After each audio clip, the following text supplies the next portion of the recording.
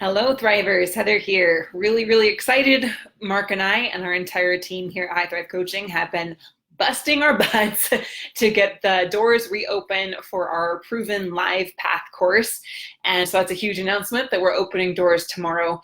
And if you are on our waiting list, on our early bird list, go check your email now because you guys get to join one day before everyone else. We only have 100 spots open for this. So first come, first serve. Last time we filled out way before we were supposed to close the doors, and I know it's going to happen again.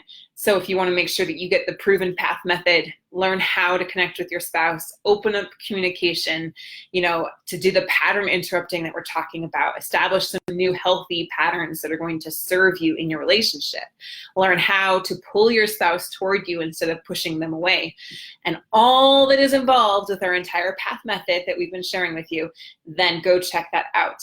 And if you're on the early bird list, don't wait, it's filling up fast. I already saw a lot of you have joined, so congratulations. And to those that aren't on the early bird list, you'll have to wait till tomorrow when the doors officially open for everyone else. Now, I was just talking with my incredible mentor and partner here, my business partner, and I wanted to share with you guys about embracing the storm as a bit of a mindset check-in for us all. And he has hired sailors, oh my goodness, I can talk, sailors to pick their brain. And he says he's learned so many things from them. Here in the Thriving Marriage, I often use an analogy of being the captain of the ship, right? And that we are steering it instead of life, letting life throw us here and there, like we're in the midst of a storm and it's just tossing us about. I've definitely felt that in my life where I felt like I had no control. Everything that was going wrong, that could possibly go wrong, was going wrong, right? And that I had no direction, I had no clarity. All I could see was darkness and chaos around me. Comparing that to having like the lighthouse that guides us and directs us to the destination that we want, and that we have to take the action to get there. So the path method is like the lighthouse. It's the light. It shows you how to get there, and you have to then do the work and apply it and create transformation in your own life so that you can get the result that you want. But I really wanted to share some of these quotes that he had from these sailors, and talking about knowing that in life there's those ups and those downs, and that when your relationship is struggling, you're definitely in the midst of one of life's storms. So it says, compared to the quick response and sudden nature of a squall, sailing through a storm in open water is an endurance contest. In addition to big wind, you'll have to deal with big waves and crew fatigue. Yesterday in our podcast, Mark and I were talking about buying time to save your marriage, right? Hey, April, good to see you. I had my ring. Let's see, I got to see this comment real quick. Oh, where'd it go? Something went wrong. Okay. I have no idea what it's back on. Awesome. I'm glad you put it back on. Yeah. Stay strong in the midst of the storm, right? That's your guiding light. And so, all right, coming back to this. Okay. Yesterday in the podcast, sorry, got a little distracted there. Yesterday in the podcast, we were talking about buying time to save your marriage and having your spouse agree to give you time to slow down or stop the process of divorce and work on the relationship together, which is the last part of our path method, and all the things that need to lead up to that point so that you can actually have that conversation and reach that final milestone. And here in this quote about the endurance and the crew fatigue, that's a real thing, which is why it's so important that we do our individual mindset work, that we're making sure that we're protecting our energy, that we are fueling our energy, that we're being proactive and holding on to that hope rather than stepping into hopelessness, because that's giving away our power. So owning our power. And here's another really beautiful quote. Take the time to marvel at the forces of nature. In this moment, take the time to marvel at the forces of life, at the forces of love, and the forces that happen when we have those huge ups. Sometimes there's some really steep lows. And that's part of the nature of love, of the nature of marriage, of the nature of relationship going on. And at your ability to carry on in the midst of the storm. Few people get to experience the full fury of a storm. It may not be pleasant, but it is memorable. Being able to be grateful and appreciative of the fact that you can even work and learn and grow under such pressure creates an incredible experience. Distinguish in your own mind the difference between misery and danger. Don't attempt a dangerous harbor entrance to escape misery. That would compromise the safety of the boat and crew just to avoid a little discomfort. When it's miserable, sad, and a hard situation, simply stay tight, hold on, maneuver and follow the process you know. Take in the pain. It's okay. Because if you run away from it, you lose.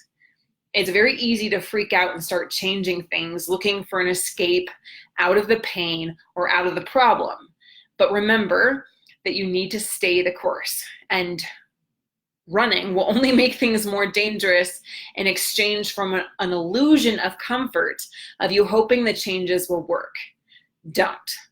I thought, how powerful is that? And the instinct to run, the instinct to look for something easier, the instinct to give up, to avoid the misery, actually will put you in more of a dangerous situation. And so don't exchange an illusion of comfort hoping that things are going to change, because it won't.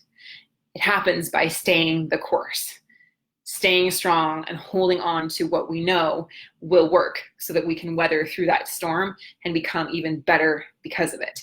I really also liked what it said, be grateful and appreciative that you even, like, few people get to experience the full fury of a storm. Why? Why do so people get to experience the full fury of a storm? Well, my theory, and you can leave yours in the comments, my theory is that too many people are complacent. Too many people are in their comfort zone. Very few of us know the epic kind of love that is out there. Why? Because we're afraid of being hurt. We're afraid of opening our hearts. We have those limiting beliefs. I'm not worthy. I'm not good enough. I'm not capable. I'm not deserving. I'm not intelligent, right? I'm not attractive enough. I'm not good enough, whatever the story looks like, right? And that prevents us from experiencing the fullness and the richness of joy and love. And so if you're experiencing the low of that, which is the fury of the storm, then celebrate that, because very few people actually experience that, because very few people allow themselves to experience the height of the storm as well, and the height of love.